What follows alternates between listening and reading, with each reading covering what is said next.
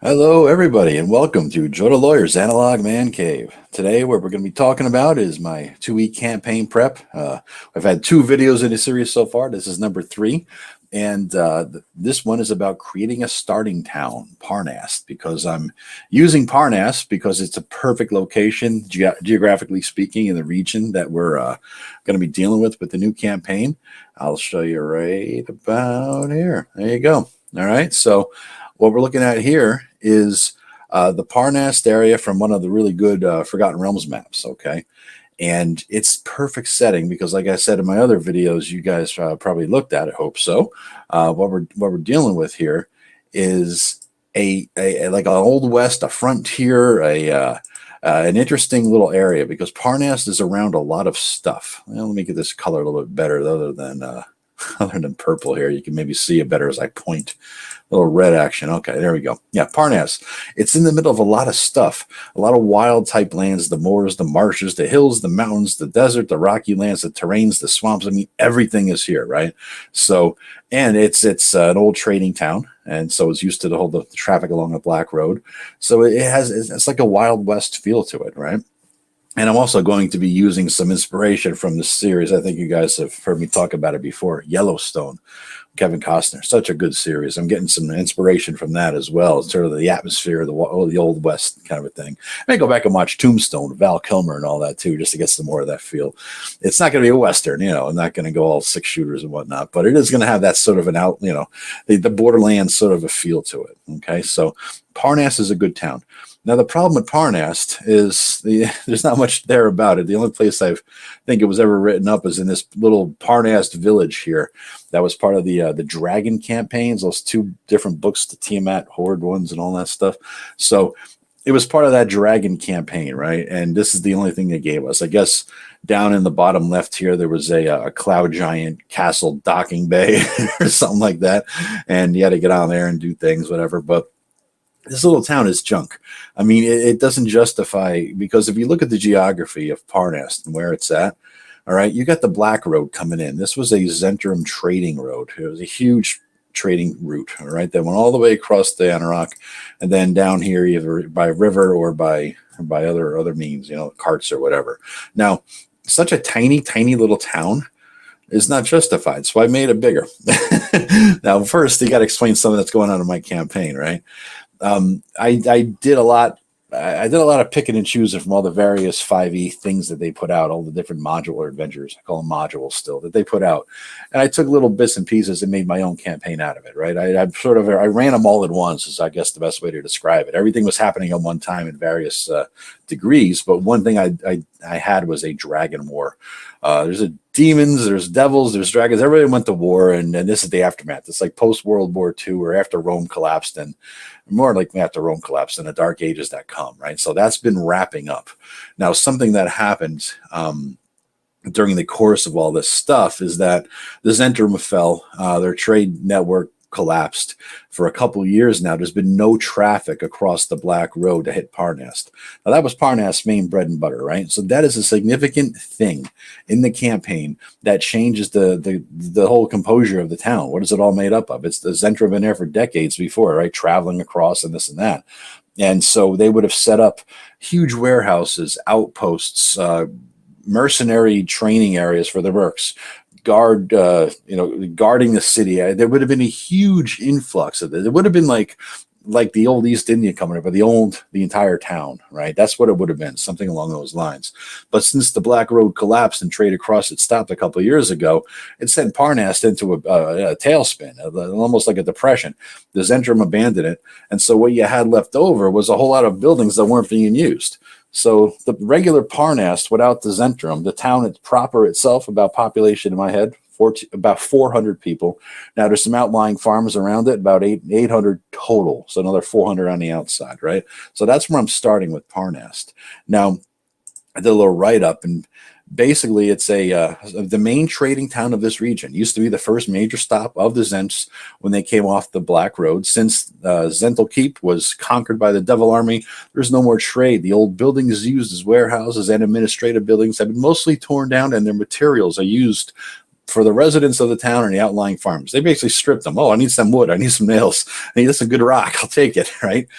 So the town is overall happier that the Zents are gone.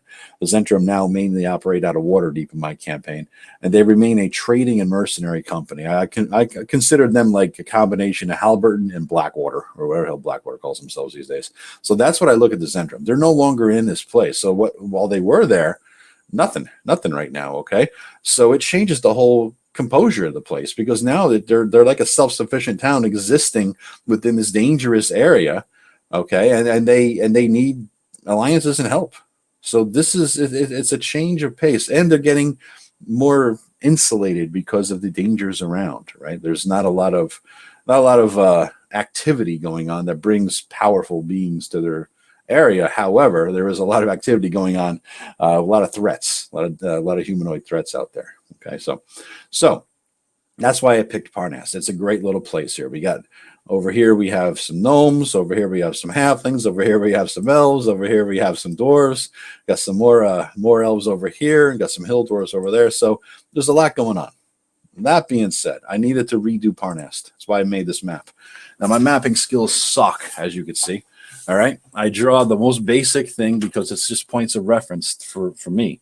To help me out. I wanted to sort of give first I drew the broad outline of it. Okay.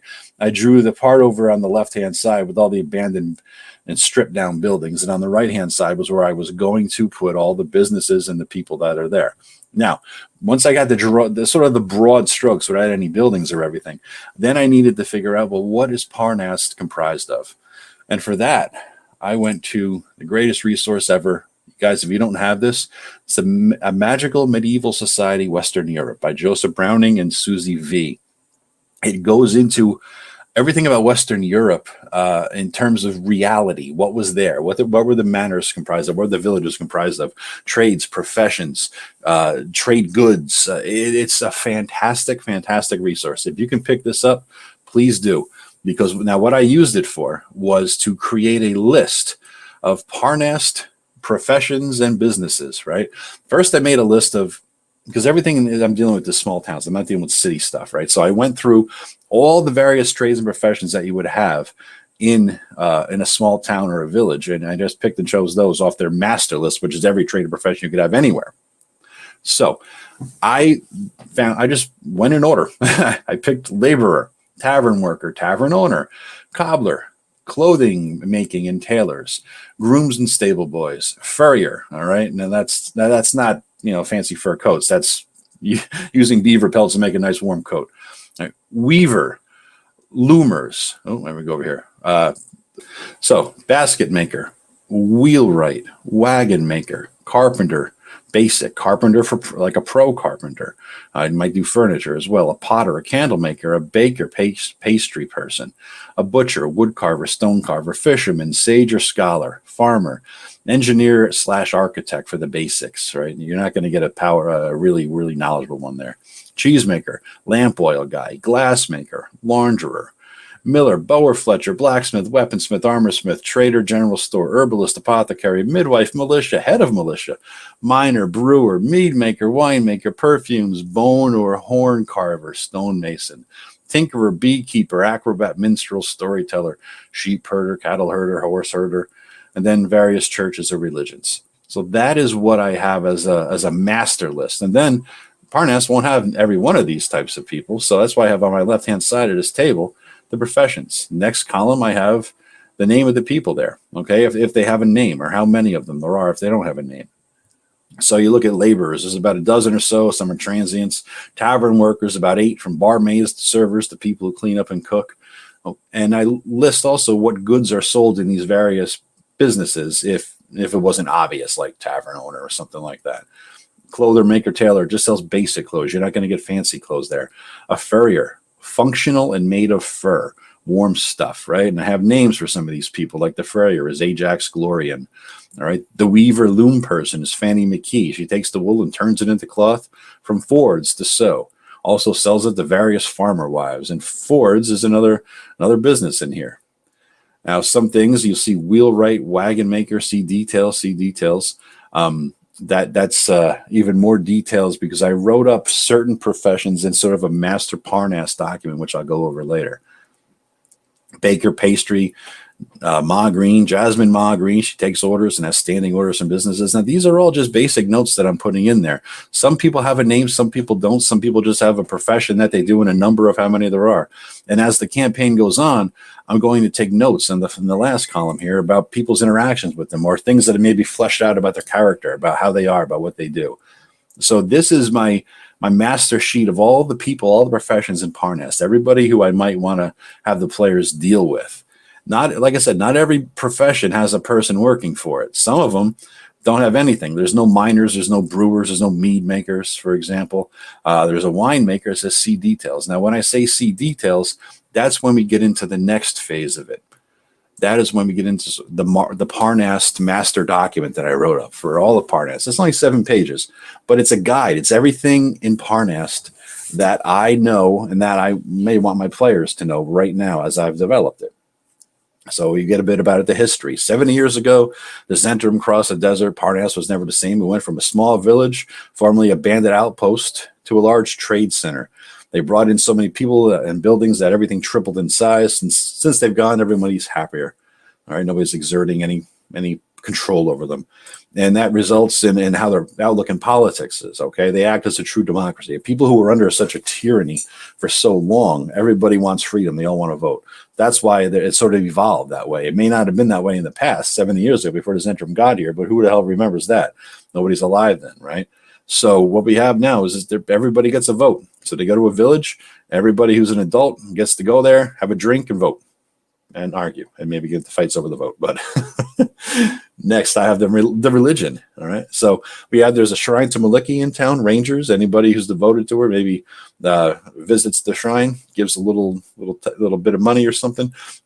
Several rangers pass through. Their names are Albert, Gledden, and Harfin. They were all recently seen in town speaking to a huge barbarian who killed a bunch of demons. That's a throwback to my brother's campaign. There's 2 small churches. First is Lathander, the Morning Lord.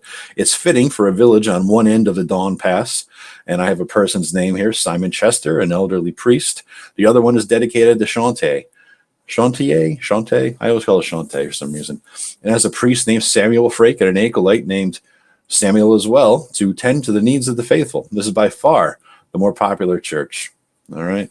Lareth tends to the needs of his followers when he's in town. He wants to set up a druid circle, but doesn't know where yet. Lareth is a new druid in the area.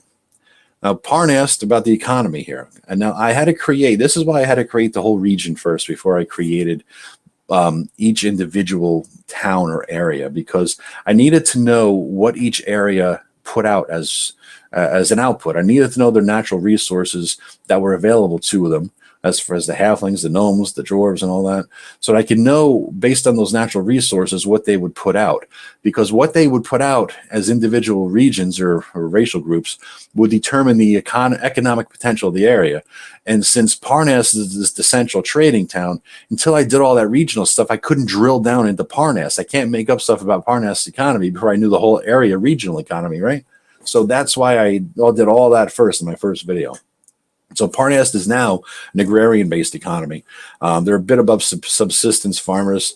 There's some cattle, sheep, and some horse breeders are part of the local economy, but they generally don't sell stuff outside the region like they used to, because back in the day, the horse breeder in town made a lot of money with dealing with the Zents. Parnast is a center of trade. They have 2 big holidays, and they're also double as trade moots at any time of the year. Maybe some traders from other land visiting, but right now it's kind of dangerous, so they don't do it. In the area, they grow wheat, potatoes, hemp, and corn for both personal use and sale, and smaller batches of other kinds of crops for more personal use. The villagers and farmers sell items they may have crafted, like clothes or pottery, as well as maybe food, herbs, skins, moonshine, whatever they put out there. They might bring that to town. They have a new jug of moonshine, they'll sell it. The halflings come to town. They sell pumpkin everything. I talked about that before. They're big into the gourds. So pumpkin beer, and they also sell small ponies. They have high-quality slings and high-quality wooden carved items like bowls and plates and leather goods. The rock gnomes, they sell salted meat and fish. They may sell some jewelry as well sometimes. There's always a group of gnomes that head over the Dawn Pass to sell them some valuable stuff to cities where they could get more money for the more valuable stuff. The forest gnomes don't come out to trade, but they often deal with the high elves who are their neighbors and maybe sell things through them. High elves don't sell too much of their own stuff here, but they do buy some things. They sell high quality bows, maybe some nice crafted bows. Hill dwarves definitely sell their ale, carved stone items, as well as maybe some silver jewelry because they have silver as a resource there. That's their main ore that they mine. The rock gnomes often buy some of the jewelry from the hill dwarves so they could put some nice jewelry and put some gems in them. Mountain dwarves, they have a lot of iron. They sell weapons and armor, as well as some herding and farming tools because they know how to create them pretty good. The gray elves, they don't sell anything, but they do show up to purchase books, weapons, and anything magical they may be able to get their hands on because their goal is to take back Everesca. All right, their old land that used to have a mithril around it. Now they want it back, and they're trying to build their power to could go take it and rebuild the mithril. The mythal, I'm sorry, not the mithril, the mythal. So this type of purchase doesn't happen too often, but they've been buying for a long time, and people wonder how much stuff they've stockpiled, magical knowledge tomes and items. The wood elves, they sell pelts, arrows, and occasionally a compound bow. I look at them as Native American cultures in this. That's more like what they're all about. Even more rarely, they will sell a beautifully crafted wooden musical instrument like a flute, harp, or lyre. They only do this for money to purchase goods that they need that they can't get anywhere else. The wild elves, that's the ones you don't go near them. They don't trade in Parnast. So now I have the economy, and this is the trading center. This is what everybody does. This is what everybody goes to trade their goods. So when you get to a trading post, this is what you're going to be able to buy. Now we know the limit. What's going to be available for the characters? What's going to be shipping through to and from, or maybe sometimes through. Okay. Next, we have I created holidays. Thaw Pass Festival, when the pass thaws, right? So traders come through from the other side, all the way up to Daggerford, I guess, if you take the road all the way out. It happens on the first new moon in April. It's a time for everybody to celebrate surviving another harsh winter and prepare for the planting. So one of the two big festivals where many people travel to Parnast, since many outside merchants visit. It lasts a whole week long. Next is the Midsummer Festival. Happens for 3 days, centered on the longest day of the year. It's time to rest and celebrate. The crops are all planted. It's more of a local festival. Each race generally sticks to their own region, but sometimes they do come to Parnast. Next is the Harvest Festival. All right, this is the other big one. It's the last chance to trade with the outside world or others in the region before snow locks everybody in. Usually the first full moon in October. The last is the Midwinter Festival, held on the shortest day of the year, celebrated individually with intimate family members. It's not a festival that you do for most of these races out here and groups together. All right, it's thanks to the gods for getting them through the harshest part of the year and hope everything's better next year. Now, the next thing I did, I have locations on a map, but I also have locations sort of off the map or to describe the map. All right, so Miller's Pond, half a mile outside of town. 4 different mountain streams feed into it, 200 feet across. It's the best fishing in the area, and it freezes over the winter, so it gets to play ice hockey on it. Some version of ice hockey. All right, Lookout Point. It's a small, pointy outcropping of rock with a 40-foot stone tower on it. It allows the city militia who man it to see a long distance off into the valley below, because I did keep the part about Parnast being high up. You had to travel up a road to get there, so they could see it from that point, any invaders. Jake's Stream is where everybody in the city goes for the water. It's about 500 feet outside the town. People go out there to wash clothes when the weather is nice. Uptown, that's part of the area here in Parnast now as I've done it, because you have uptown and downtown. Uptown is on the left-hand side. That's where the Zents used to be. That's where everything is so sort of like faded out and crappy looking on the map, other than everything else is crappy on my map. But uptown is where the Zents used to be, and that's where everything got torn down, essentially. That's what you're dealing with there. Okay. Let me see. Let me pull back. Where was I? And then the lodge. Now, this is another thing I kept from the adventure. Remember, there was this hunting lodge outside of Parnast, a couple miles out with the teleportation area and this and that, and the Zents ran it. And you had to go there from, I guess, the Black Dragons area on the other side of the world and yada, yada. Anyway, I kept that. Not all the other crap about it, but I just kept the lodge. I figured it was whoever was the head Zent used to have that as the lodge. All right, now a rich guy in town claimed it. I guess the horse guy, I think I said. There's an old quarry outside of town. It's not used anymore. It's a good 30 feet deep and 80 feet wide and filled with water, 13 feet deep. So kids go there because they could jump in, right? Who wouldn't want to do that? We all did something like that as kids. And we have Jasper's Mine. It's an old silver mine that collapsed a long time ago. Every time someone goes there to reestablish the mine, it collapses on them again. They think it's haunted, and we hear a high pitched laugh in there, and you have to dig out if you want to get in. The Roost is an old hunting camp with a great view, recently permanently taken over by a local ranger with some odd beliefs. That's my brother's character. All right, the Old Fort. It was here even before the Zents. That's out just on the edge of town. A bandit chieftain's history there, and give a little bit about that. So these are sort of not the regional things, but the things close within Parnast that you're going to be able to sort of have knowledge of if you start from this area. And now we get into, remember I said before, see details about certain, people like Lareth or the head of the militia or the horse raising guy. That's what I meant by this. So you're looking at more details than some people. Now this is where I'm creating, before NPCs, there was eight bar workers, no even names needed. Some of them I said, Jim Smith runs the bar. That's all you really know about him. But if I want to get somebody who's like really well developed, I put it in this document. Klinger is in charge of the town militia. I guess I used to like MASH. Used to be the Zent captain in charge of their forces, but he went local, married a farmer's daughter. Now he stayed. Lareth, the druid. There's a guy named Jarn Forn who owns a big horse operation, and it goes into a bit about what's going on. When our dragon army passed nearby, they were close enough that they got raided. All their horses got half of his horses got taken as food by the dragons, just as a snack, a flyby snack, essentially. So he's pissed off and he lost a lot of money. All right, he has about 30 guys working for him. His wife acts like the queen of the town, but she rubs people the wrong way.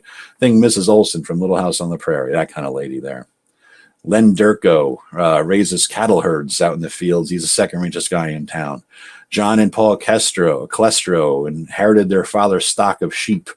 They are nothing to do with John and Paul being biblical names and Cain and Abel and herders and brothers and this and that. I do not like that. They are a source of wool and occasional food for the town. They always compete to see who could shear the most sheep every year. They have various herders in different pastures. We have Smurdock Smelto. He's the Stone Toe. I'm sorry, Smelto. Jesus Christ. He's the hill dwarf blacksmith in town. He's originally from Sundabar. He has enough skill to do basic weapon or armor repairs too, but most of his business comes from locals in terms of repairing household goods and tools. He'll take trade as well. Most people will take trade in a small economy like this. Carlisle Ferguson, he's the wheel and wagon guy. Now he just does general carpentry because he used to have a huge business with the Zents, but not so much anymore. Donovan Lepore. You see how I'm talking about the history adds to the town? You got to know the history of the area before you make your town up. Nothing exists in a vacuum. And so once you know the history, the broad strokes, and even some of the more local, smaller strokes, you can get into the people and how that affected them. And it makes this place feel alive, like things just happen, things are going on. I mean, Donovan Lampour is a leather worker. He could pretty much do anything leather. He was originally from Daggerford. All right, we have Smitty the trader and Jeremy Fry the miller. Gloria Harper, herbalist, about 21, took over the business from her grandmother when she passed away. She also plays the harp, hence the family name. And we have Jenkin Gilmore, the beekeeper mead guy. He's a bit crazy. People think he got stung one too many times, but he makes some meads, and that is to die for.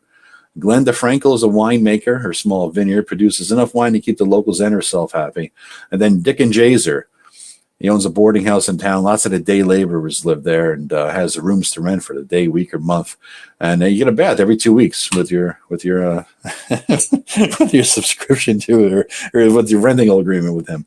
So those are some of the NPCs in some other businesses. That's a little bit more detail than I put in the other document. And the other document, if you remember, what I had was basically. Let me see, where is this? Here's what I do. I get confused myself. All the Parnasts, right? So what I had here is various drunk old men. It was a storyteller. Or we had just a name, the lamp oil guy. His name is Kendry Halifax. I don't have anything else about the lamp oil guy. Farmers, dozens of families within a mile or two. Some newer ones are down in the valley and what they grow. So you're not getting too much detail, like Jasmine of the baker, right? You get a little bit out of her, but anything more important, anything more interesting is basically coming out of this major document. And these are the people I'm going to have to be the movers and shakers, the players in town. Now we have the list of bars and taverns because no town is complete without that. We have Roscoe's Filler Up. There's a bar for the locals, decent cheap ale and beer, and they always make stew, whatever kind of game is brought in that day. It's a quiet place. We have Renfield's. This is the biggest tavern in town. They have a dozen or so rooms for rent of various sizes. They also has a stage for entertainers and the best selection of booze in town. He's got stables in a large barn with several stalls where wagons can be kept under lock and key or in the general area. He goes back to the trading days. He was established back then. He's managed to hang on. And then we got Jasmine's. Jasmine's is the best place to eat in town. Jasmine Green, known as Ma Green to the locals. I talked about her before. She bakes her own bread and pastries and prepares all the food herself. She's a halfling who's been doing this for decades. Her recipes and technique have been perfected. All right, so that's the best food in town. Next, we got some regulars for traveling merchants, because every trade town, every place that's a central hub of trade, even if it's a small hub, it's a central hub, you have some regulars who come through every once in a while. We have Philip Gent. He's a book dealer. He's a half-elf. Comes to town once a year for the Spring Thaw Past Festival. He's the only reason the Grey Elves go to this festival, just to see him. He's also a sage of note, specializing in Netherese history, which is why he explains why he's here, because the old Netherese Empire bordered where this town is. So he's always looking for information. He might have leads for the adventurers, too. If you heard a bit of information, hey, I got a map here, you go check this out for me, right? So there's a source of leads for you. Then we have Mythosville. He's an apothecary and herbalist. He comes several times a year.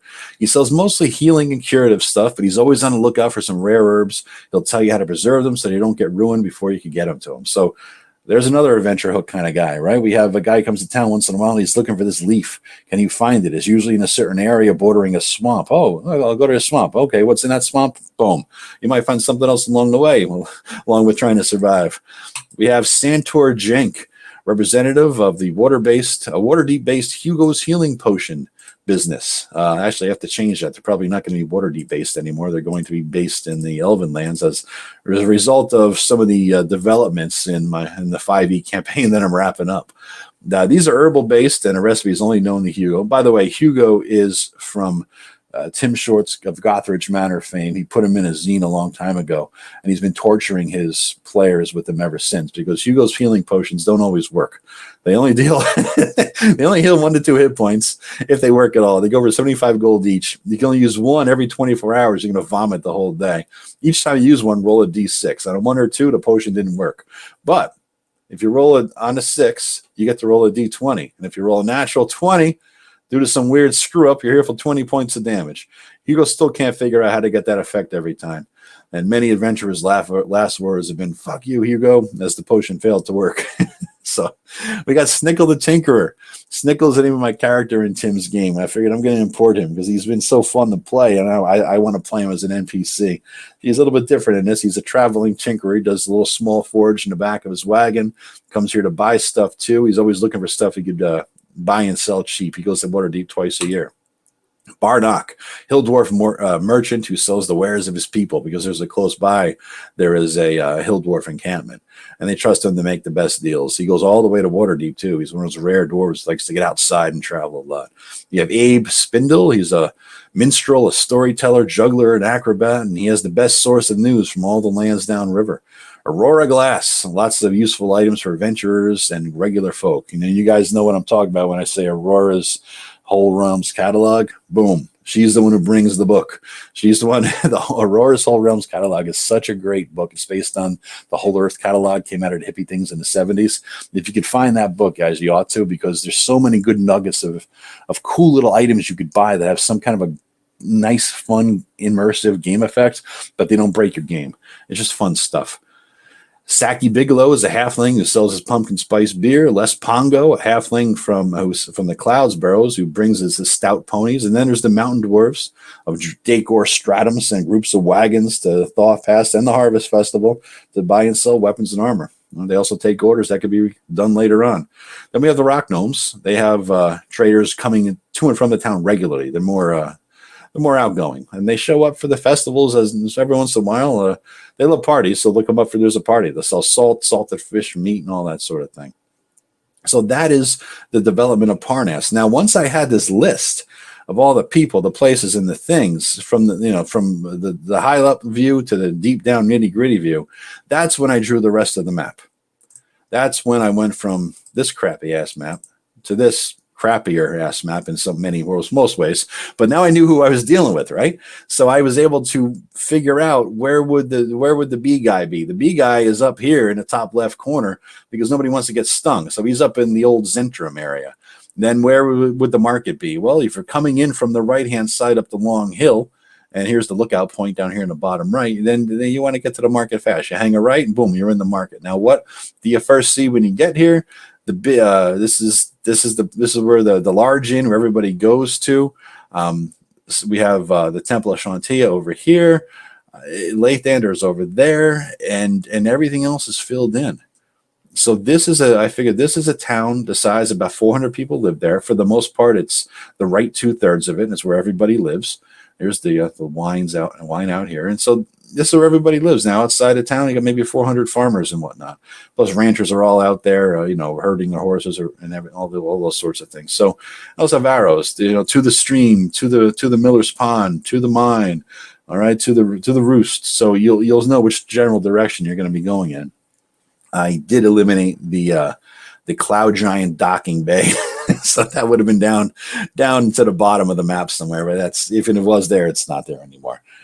That's a little bit loose cannon-y kind of sort of thing. So now that I have the map, I have the people, I got the places, I got all the details about Parnast, it's kind of alive.